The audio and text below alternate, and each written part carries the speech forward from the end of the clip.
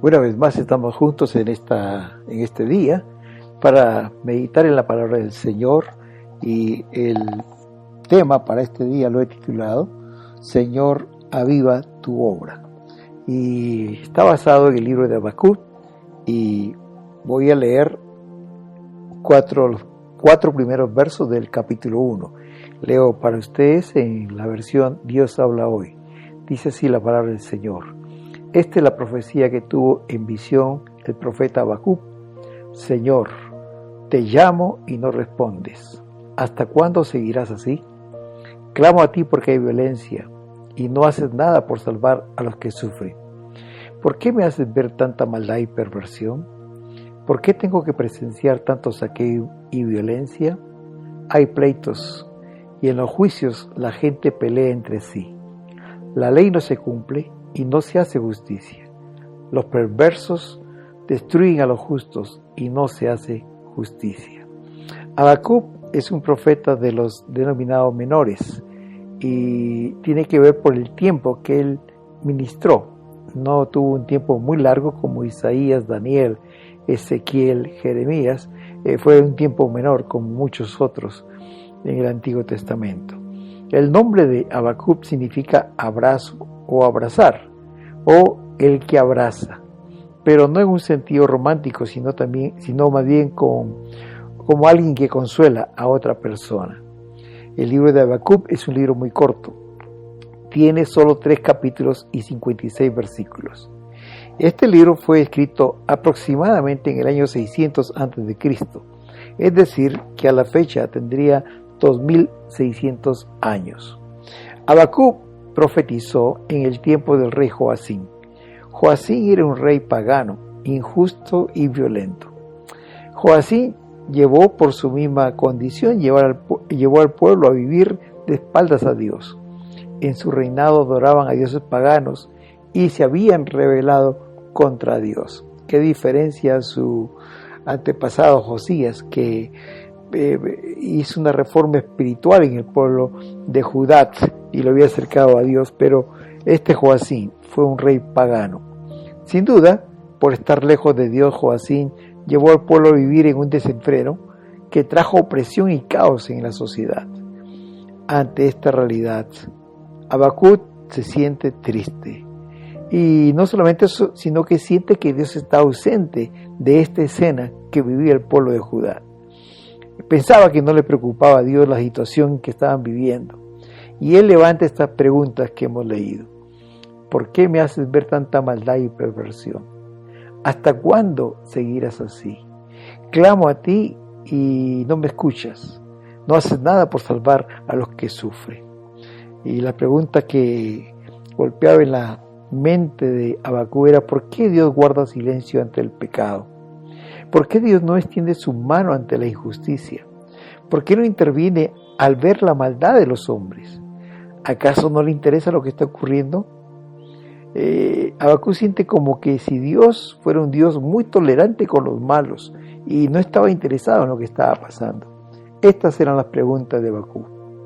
Cuando uno lee este libro, queridos hermanos, parecería como si estuviera leyendo un periódico de nuestros días o viendo las noticias de la televisión, porque la situación es la misma. Las preguntas que se hacía Habacuc hace 2600 años son las mismas preguntas que muchas veces nos hacemos y decimos: ¿hasta cuándo Dios no interviene? Solo hay violencia, hay destrucción, hay injusticia social, el rico explota al pobre, no hay justicia, se compra la justicia al mejor postor. Es un país que no tiene ley, los gobernantes no gobiernan, hay un desgobierno y esto genera en la sociedad anarquía.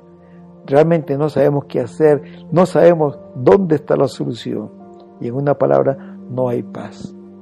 Vamos a dividir esta reflexión en 4 partes, y la primera de ellas es: exploremos un poquito más a fondo cómo era la situación de Israel y también cómo podemos compararlo con la situación que estamos viviendo acá nosotros en este tiempo, en el siglo XXI. La situación que está pasando Israel era muy difícil, hermanos. Habacuc en el primer y segundo capítulo menciona algunas características del tiempo en que estaba viviendo. Y vale la pena decir que estas características son muy similares a las que estamos viviendo nosotros ahora.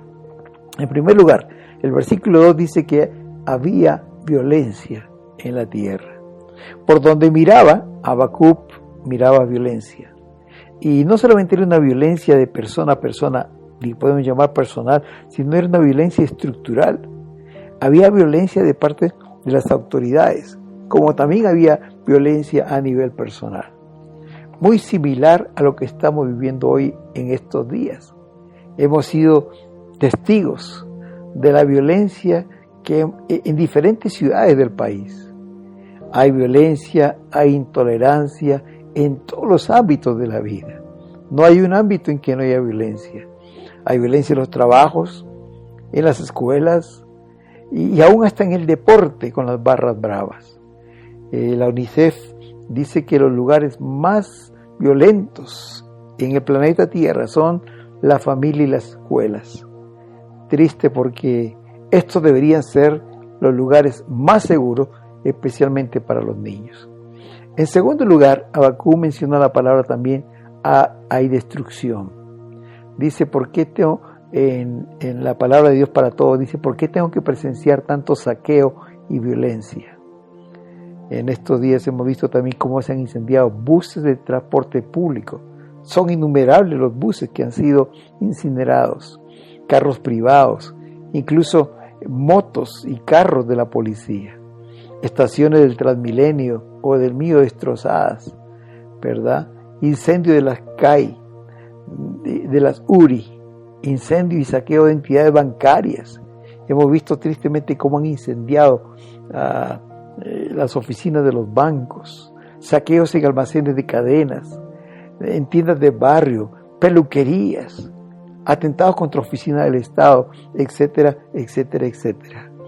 Lo que podemos ver es destrucción, como también Habacuc lo veía. Versículo 3 dice, pleitos y contiendas. Y esto lo vemos en muchos lados, hermanos. Como decía, aún en las barras de los equipos de fútbol, que no debe haber violencia en el deporte, la hay. Entre los taxistas y los señores del Uber, entre los partidos políticos, entre las bandas, fronteras invisibles, etcétera, etcétera, pleitos, contiendas. Parece que es el pan de cada día. En cuarto lugar, también dice el versículo 4 que la ley se había debilitado. No era que no había ley, no, sí había ley, pero no se cumplía. La ley era letra muerta. ¿Por qué? Porque la justicia estaba torcida. Los juicios, como decía Habacuc, no salían según la verdad. Habían personas impías que torcían los juicios. Y el soborno era parte de esto, ¿no? Los jueces se compraban y se vendían al que mejor pagaba. Hermanos, es lo mismo que está pasando ahora. La ley se ha debilitado. Los principios del cristianismo, los valores del cristianismo se han trastocado. Se han sacado leyes realmente contra estos principios, como del matrimonio homosexual, la adopción de niños de parejas homosexuales, el aborto, la eutanasia, etcétera, etcétera. La ley se ha debilitado, los principios se están perdiendo. En quinto lugar, también el versículo 13 dice que el impío destruye al que es más justo que él. Parecería como si los malos triunfaran. Los malos abusaban de los justos y nadie hacía nada. ¿Por qué? Porque el poder económico compra todo. Y siempre en una situación como esta, los más afectados son los pobres. El sexto lugar, dice el versículo 14, los hombres no tienen quien los gobierne. Parecería que no hay gobierno, los gobiernos van a la deriva, o como dice el mismo Habacuc, hay un desgobierno. La gente hoy ya no confía en sus gobiernos. Hay una expectativa a veces como si estuvieran esperando que venga un salvador, ¿verdad? Y en muchos países realmente han elegido no al presidente que quieren, sino han elegido al presidente, como ellos dicen, menos malo. En séptimo lugar, dice que la gente se enriquece con las propiedades de otros. Versículo 6 del capítulo 2 dice que se multiplicó lo que no era suyo. Está hablando aquí del enriquecimiento ilícito, de la corrupción. Y entendía esta corrupción como el mal uso del poder público para beneficio privado propio, ¿no? Cuántos políticos o personas que están en posiciones de poder usan este lugar para servirse a ellos cuando deben servir al pueblo. Octavo, la gente se aprovecha de su prójimo. Las naciones de otras naciones, como dice el versículo 8 del capítulo 2, por cuanto tú has despojado a muchas naciones. Y hay muchas formas como se despojan las naciones más poderosas de las más pobres, cómo las explotan. Y también quizás está hablando aquí de la deuda externa, ¿no? Que es una especie de un robo sistemático y es permitido legalmente. Porque el versículo 10 del capítulo 2 dice: asolaste muchos pueblos y has pecado contra su vida. El sistema que tenemos, queridos hermanos, y las políticas económicas a veces están hechas para que el rico sea más rico y el pobre sea más pobre, ¿no? Y eso es un pecado estructural. En noveno lugar dice: hay ganancias injustas, producto de balanzas falsas. El deseo por obtener más ganancias a cualquier costo, ¿verdad? Parece que es una modo de vivir. Ganar la mayor cantidad en el menor tiempo y sin menor esfuerzo. Parece que es un postulado en nuestra sociedad actual. Décimo, dice el versículo 12 del capítulo 2, que edifican con ciudades con sangre e iniquidad. Es decir, crecen los imperios con el hurto, las amenazas, la extorsión, y van creciendo. Por eso dice que edifican ciudades con sangre de iniquidad, propiedades mal habidas. Y por último lugar, 11, engañan a su prójimo. Versículo 15 del capítulo 2 dice: da de beber a su prójimo y le embriagas para mirar su desnudez. Es decir, se aprovechan del prójimo, explotan al prójimo porque tienen necesidades. Aquí se puede incluir la trata de blancas, los proxenetas, explotación sexual, etcétera, etcétera. Como dice el versículo, da de beber a su prójimo y le embriagas para mirar su desnudez y aprovecharte de él o de ella.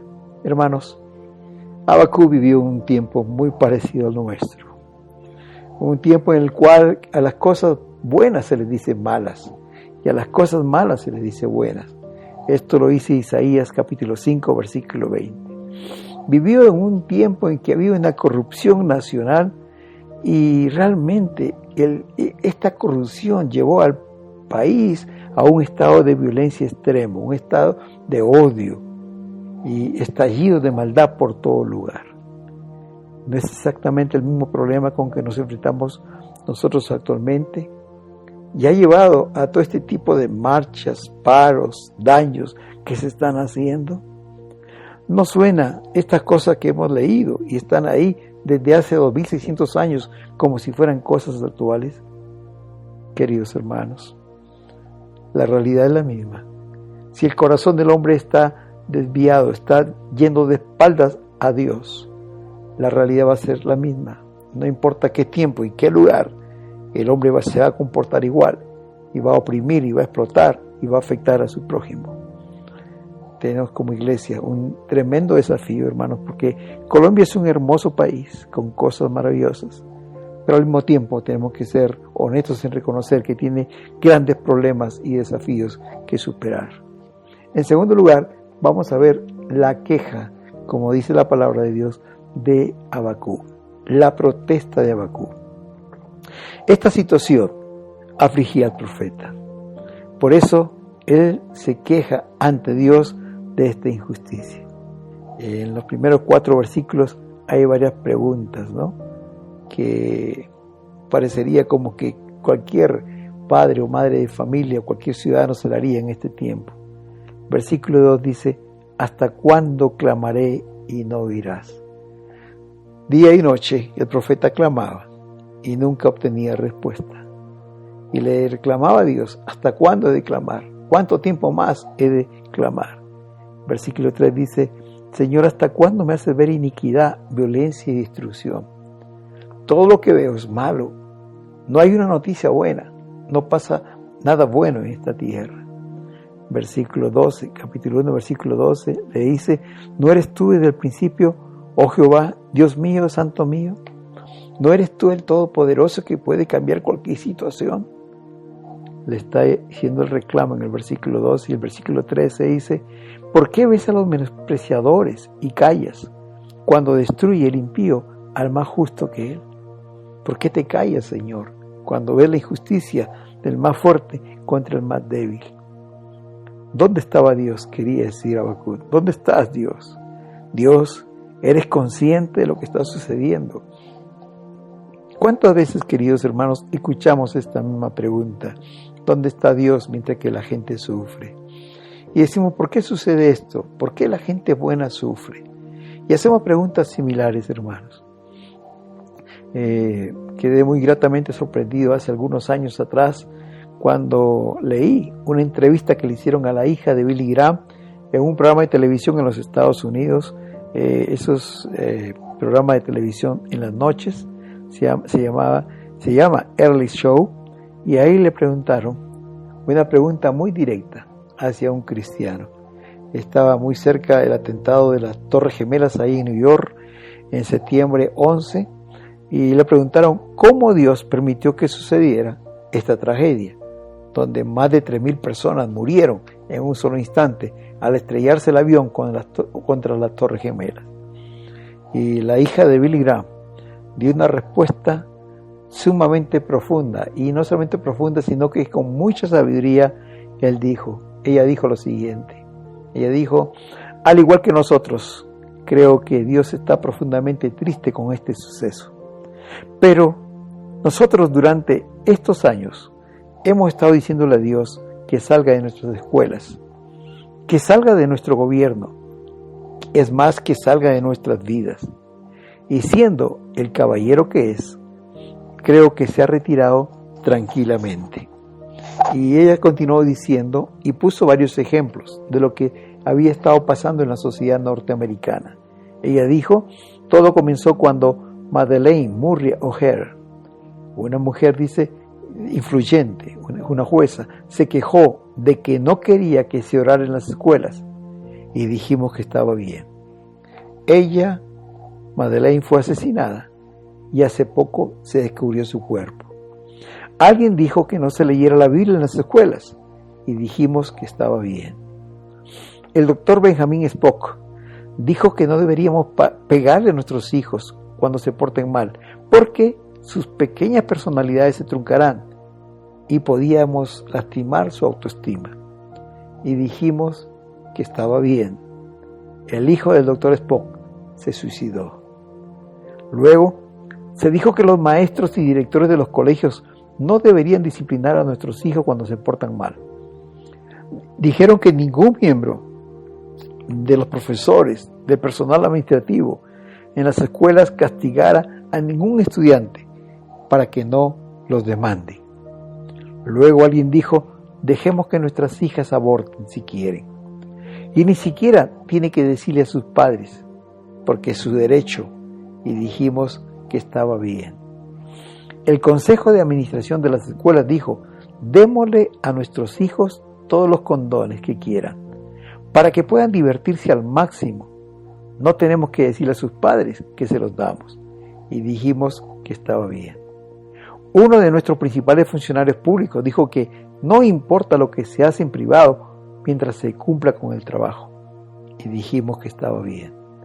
Dijimos: no me importa lo que alguien haga con su vida privada, incluyendo el presidente de la República, mientras que yo tenga un trabajo y la economía esté bien. Luego alguien dijo: vamos a imprimir revistas con fotografías de mujeres desnudas y decir que esto es una apreciación sana y realista de la belleza del cuerpo femenino. Y dijimos que estaba bien. Hay derecho a la libertad de expresión, dijimos. Luego alguien más llevó más allá esta apreciación y publicó fotografías de niños desnudos. Las colocó en el internet y dijimos que estaba bien. Luego la industria de las diversiones dijo: hagamos show por televisión y películas que promuevan lo profano, la violencia y el sexo ilícito. Y dijimos que estaba bien. Grabemos música que estimule las violaciones, las drogas y suicidios y los temas satánicos, y dijimos que estaba bien. Y después de todo nos preguntamos, ¿dónde está Dios? ¿Qué hace cuando algo malo pasa? ¿Por qué no sabemos distinguir entre el bien y el mal? Es curioso, dice ella, cómo la gente simplemente manda a Dios a la basura y luego se pregunta por qué el mundo está en proceso de destrucción. ¿Por qué? Porque le hemos dado la espalda a Dios y estamos cosechando lo que hemos sembrado. La pregunta muy frecuente es, ¿dónde está Dios cuando pasan estas cosas? La respuesta, queridos, siempre es la misma. Dios está en el trono y está en control de cada situación. Como dice el mismo Habacuc en el capítulo 2, versículo 20, mas Jehová está en su santo templo, calle delante de él toda la tierra. Tanto en el pasado, queridos hermanos, como hoy, Dios usa cualquier contexto, cualquier realidad que estemos viviendo, ya sea personal o colectiva. Dios lo usa para llevar a la humanidad a cumplir sus propósitos, porque el Señor tiene un plan, y cualquier cosa que pase y que el hombre interfiera, Dios lo usará para llevarlo conforme a sus propósitos. Y también, queridos, Dios es un caballero. Se alejó no porque Él quiso, se alejó porque no lo tomamos en cuenta en nada en nuestras vidas, porque le dimos la espalda.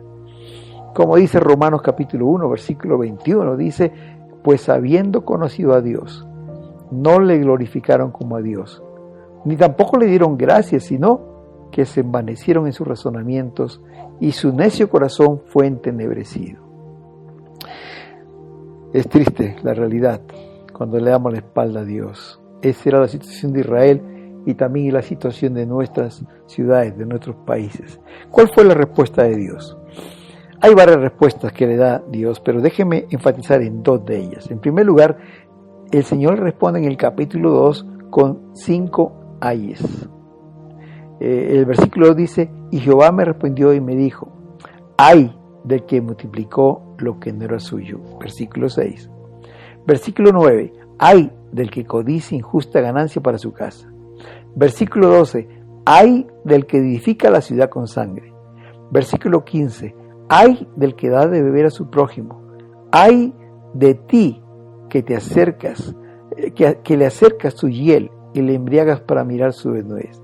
Y versículo 19, ay del que dice al palo, despiértate. Cuando el Señor pronuncia estos ayes, lo que está diciendo es, pobre de aquel que hizo esto. Pobre de ti que hiciste esto. Lo que estaba diciendo aquí Habacuc es, yo estoy consciente. Dios le estaba diciendo, yo estoy consciente de cada cosa que pasa. No soy indiferente. Yo estoy viéndolo todo lo que está pasando. Y en su momento, en el tiempo de Dios, Él va a actuar. Hermanos, Dios está en el trono. Y en el momento que Él decida, Él va a actuar. Aun cuando Habacuc quizás deseaba que Dios intervenga de inmediato y que castigue a los culpables, hermanos. El enemigo no se encontraba fuera del pueblo de Judá. La lucha era entre ellos. Y Dios lo que más deseaba, hermanos queridos, era que ese pueblo reaccionara y volviera a Él. Realmente Dios estaba esperando un arrepentimiento genuino de su pueblo. Como dice en 2 de Pedro capítulo 3, 9, ¿no? Que Dios es paciente para con nosotros. Y no quiere que ninguno perezca, sino que todos procedan al arrepentimiento, que se arrepientan. Pero esto no sucedió. Y lamentablemente no sucedió. Y entonces el Señor, además de los ayes, diciéndole, yo soy consciente de todo lo que está pasando, y estoy al tanto de lo que está pasando. No estoy ajeno a esto, estoy interesado. También le dice, yo tengo un plan para hacer volver realmente el corazón del pueblo, de mi pueblo a mí. Y Él comparte su plan, que Él usaría una nación impía, llamada los caldeos o Babilonia, para castigar a Jehová. Era todo lo contrario realmente que él había esperado, Habacuc había esperado como respuesta. Habacuc capítulo 1, versículos 5 y 6 dice, mirad entre las naciones y ved, y asombraos, porque haré una obra en vuestros días, que aun cuando se os contare, no la creeréis. Porque he aquí, yo levanto los caldeos, nación cruel y presurosa, que camina por la anchura de la tierra para poseer las moradas ajenas. Hermanos, Él está diciendo, yo voy a hacer una cosa tan grande, que cuando la cuenten, no van a creerlo. Y voy a levantar a estos babilonios, a estos impíos, para castigar al pueblo de Judá. Queridos, pocos años después, no más de 20 años, esta visión que tuvo Habacuc se cumplió. Vino el rey de Babilonia, llamado Nabucodonosor, tomó Judá, la tomó cautiva y se llevó al pueblo cautivo a Babilonia por 70 años. Y entre los cautivos fue también Daniel, el profeta que conocemos. Esta, sin duda, queridos, esta no era la respuesta que Habacuc estaba esperando, que quería escuchar. Él pensó una intervención de Dios, sí, pero de otra forma, que venga, que haga justicia, que castigue a los malos, que premie a los buenos, que restablezca la paz en Judá y la armonía entre sus habitantes. Pero sabes una cosa, querido, los pensamientos de Dios no son nuestros pensamientos, ni nuestros planes son los planes del Señor. Los de Él son siempre mejores. Y aquí el Señor le estaba diciendo a Habacuc, aunque todo esto parece que va de mal en peor y va a ir de mal en peor, yo tengo un plan y esto no es el fin. Yo estoy en el trono, Habacuc. Yo estoy gobernando sobre todo y en mis manos está la decisión final. Yo tengo control de mi pueblo y sé lo que voy a hacer. Le dijo que iba a dar una visión y quería que la comparta con todos, ¿verdad? Y le hace una advertencia, aunque tarde por un poco de tiempo, espérala, porque va a venir y no tardará, y eso llegó. Hoy, queridos hermanos, Dios tiene un plan, Dios tiene una visión. Dios tiene una visión para Colombia también. Y también tenía para el pueblo de Judá en ese tiempo. El capítulo 2, versículo 14, le dijo Dios a Habacuc, porque toda la tierra será llena del conocimiento de la gloria de Jehová, como las aguas cubren la mar. Y en el capítulo 3, versículo 3, le vuelve a repetir en otras palabras que la gloria de Dios cubrió los cielos y la tierra se llenará de su alabanza. Toda la tierra será llena del conocimiento de Jehová. Toda la tierra sabrá que Jehová reina, que Jehová está en el trono. Los pecadores se convertirán y los que creen en el Señor serán santificados. Habrá hambre por Dios y Dios quiere enviar sobre nosotros este avivamiento. Es posible que Dios ha permitido que sobrevenga toda esta situación ahora en Colombia. Por un lado la pandemia, por otro lado la situación política, social en que estamos enfrentando. Pero hermanos, Dios en su misericordia le está trabajando. Él está obrando. Él quiere que levantemos los ojos al cielo, que veamos que no hay otra salida que funcione sino la intervención de nuestro todopoderoso Dios.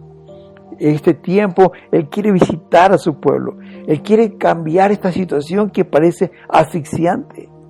Pero como dice 2 de Crónicas 7:14, si mi pueblo, el pueblo que lleva mi nombre, se humilla y ora, me busca y deja su mala conducta, yo lo escucharé desde el cielo, perdonaré sus pecados y devolveré la prosperidad a su país. Dice Dios habla hoy. Él perdonará nuestros pecados y Él devolverá la prosperidad al país, sanará nuestra tierra. Y finalmente, hermanos, la oración de Habacuc, esta oración que debe ser nuestra, ¿verdad? Que es el título de este mensaje, Señor, aviva tu obra.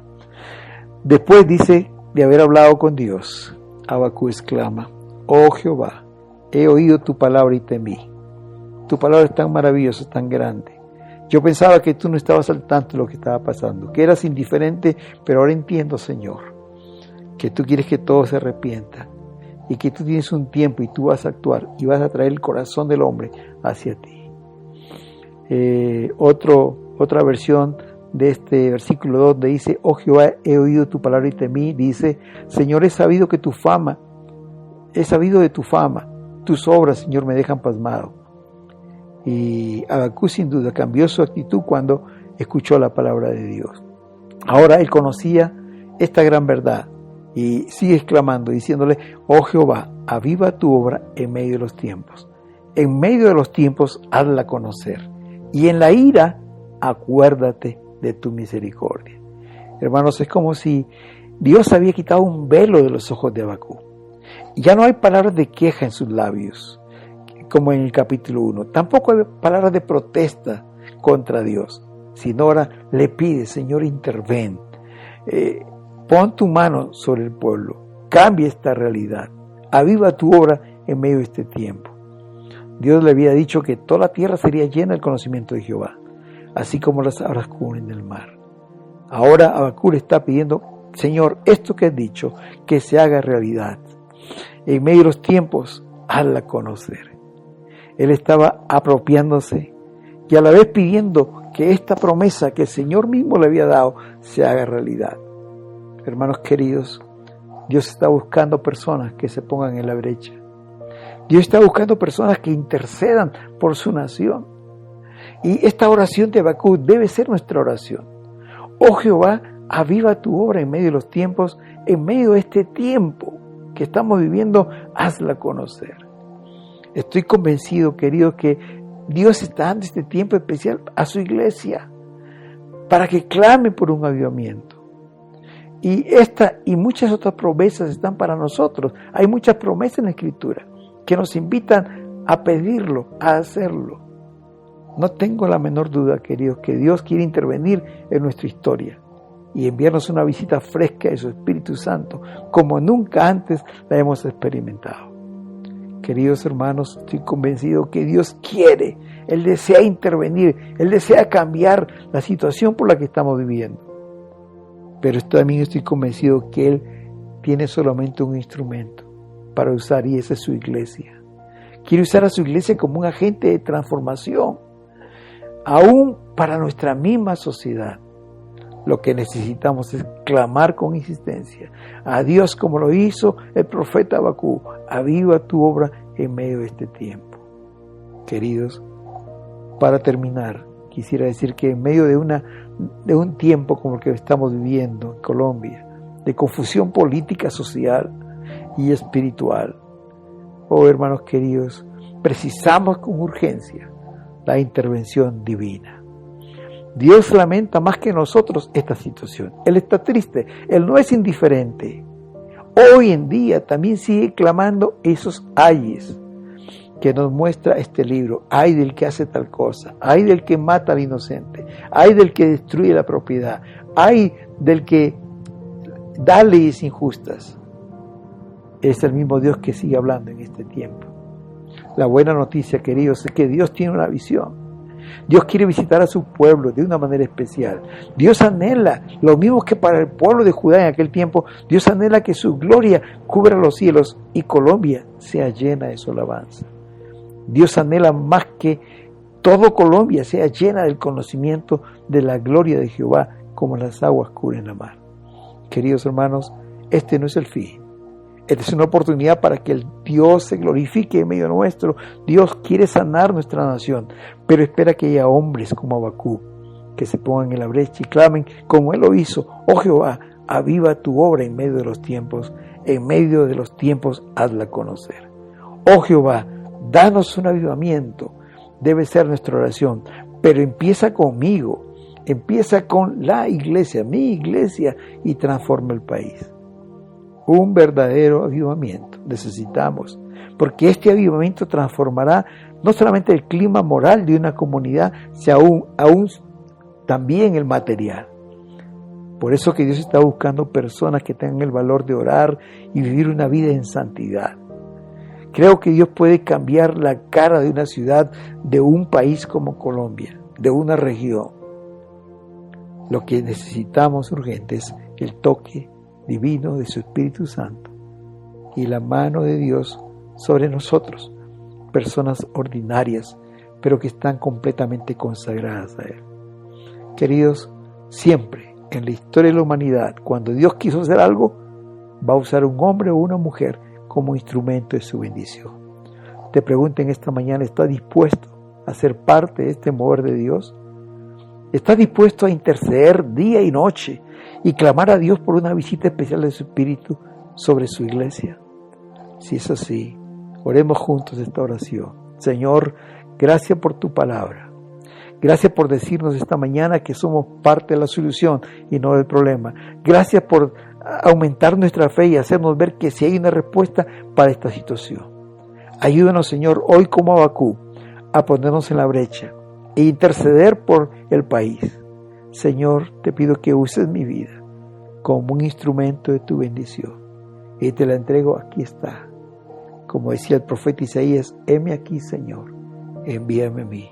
En el nombre de Jesús. Amén.